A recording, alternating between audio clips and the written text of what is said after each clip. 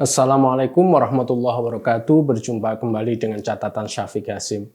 Baru-baru ini, sebagaimana diberitakan oleh sebuah harian online CNN di Indonesia, MBS ingin membuka mazhab lain di Saudi Arabia selain mazhab Wahabi.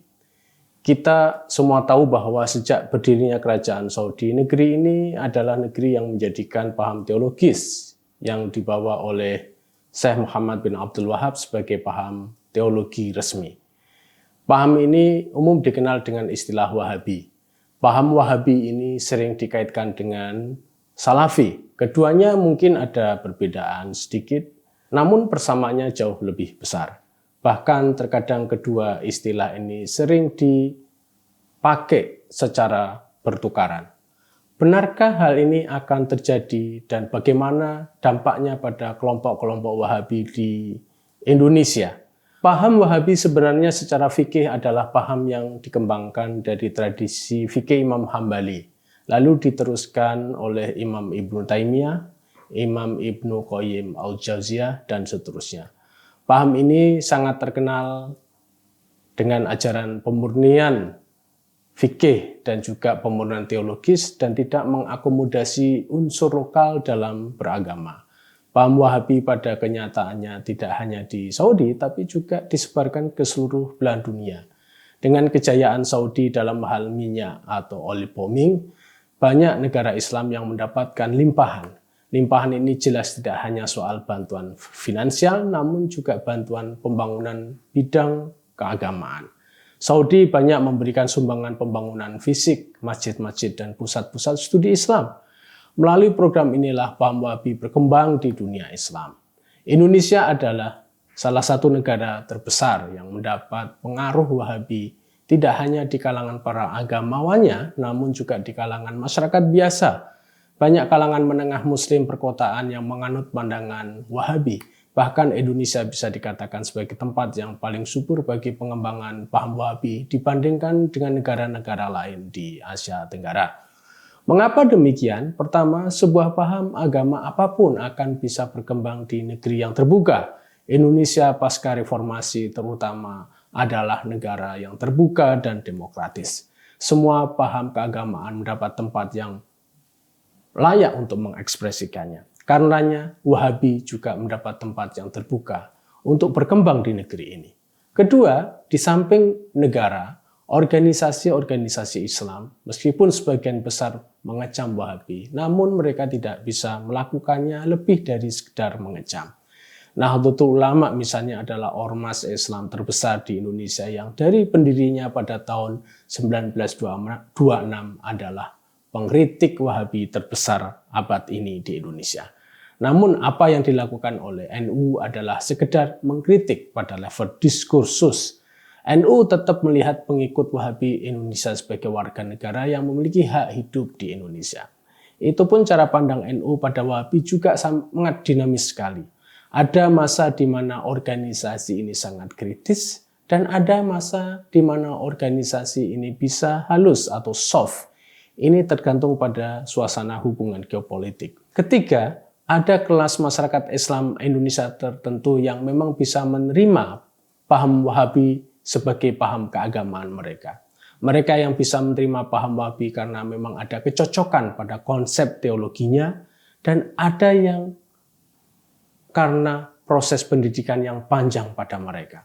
Namun, hal yang menarik, meskipun mereka, kelompok Wahabi di Indonesia, mendapatkan eksistensinya karena sistem publik yang terbuka, mereka sendiri kaum Wahabi tidak bisa terbuka. Mereka sangat bersikap tertutup pada kelompok lain. Tidak hanya tertutup, kelompok Wahabi sering melakukan judgement atau penilaian atas keberagamaan kelompok paham keagamaan lain.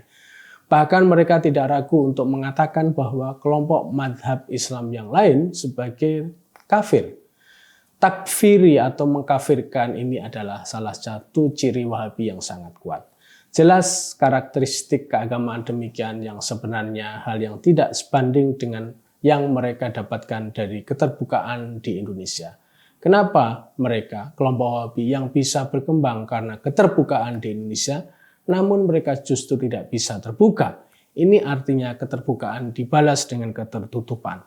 Kelompok Wahabi di Indonesia, meskipun kelompok kecil, mereka merasa percaya diri untuk mendakwahkan segala paham eksklusif mereka di Indonesia. Salah satunya karena posisi penting Saudi dalam pandangan Indonesia. Saudi adalah negara di mana Islam datang darinya, dan Saudi adalah tempat penyelenggaraan ibadah haji di mana setiap tahunnya ratusan ribu orang Indonesia menunaikan kewajiban sebagai seorang Muslim. Pada itu, kerajaan Saudi sendiri memang masih sangat kuat mendukung Wahabi sebagai paham keagamaan yang tunggal di negeri itu. Kepercayaan diri kelompok Wahabi di Indonesia sangat terkait dengan masalah ini. Bagaimana jika Muhammad bin Salman benar-benar membuka semua paham keagamaan di Saudi, di mana kaum Muslim di sana bisa memilih mana paham dan keyakinan keislaman yang mereka kehendaki? Apakah mereka di Indonesia menerima dampaknya, baik positifnya maupun negatifnya? Saya berharap bahwa perubahan yang akan terjadi di Saudi menuju kehidupan paham keagamaan yang lebih terbuka akan pula mempengaruhi cara pandang kelompok Wahabi di Indonesia. Jelas saya juga berharap bahwa perubahan cara pandang pada kelompok keagamaan lain yang terjadi di Saudi yang digelorakan oleh MBS juga terjadi pada kelompok Wahabi di sini di Indonesia. Cara pandang yang berubah terhadap paham keagamaan Islam ini sangat penting dalam kehidupan keindonesiaan yang plural. Selain itu, mereka juga menyesuaikan pada posisi mereka sebagai warga negara yang keyakinan mereka itu sejajar dengan keyakinan warga negara lain. Kita di lapangan sudah saatnya untuk hidup pada relasi yang seimbang dalam kehidupan keagamaan di seluruh warga Indonesia. Jika ada kelompok keagamaan secara internal, terutama di lingkungan Islam, yang bertindak sebagai polisi atas keyakinan keagamaan warga negara lain, maka itu menjadi ganjalan dalam kehidupan keagamaan yang sesuai dengan konteks Indonesia. Perkara ini tidak ada kaitannya dengan kebebasan beragama dari kelompok Wahabi karena konsep teologis mereka memang demikian. Sama sekali tidak. Jika kelompok agama Islam lain bisa menganggap bahwa keberadaan Wahabi di Indonesia adalah sah, maka kelompok ini juga seharusnya memberikan pandangan yang sejajar pada kelompok lain. Apakah itu yakin bisa terjadi jika MBS benar-benar melaksanakan pandangannya di Saudi? Kita tunggu saja. Sebagai catatan, MBS yang berniat membuka Saudi bagi paham keagamaan di luar Wahabi adalah hal yang patut kita tunggu. Namun jika itu juga diharapkan akan berpengaruh pada cara pandang kelompok Wahabi Indonesia, maka itu juga harus kita lihat apakah mereka masih menganggap kebijakan Saudi sebagai kiblat dari kelompok Wahabi di Indonesia. Demikian, wassalamualaikum warahmatullahi wabarakatuh.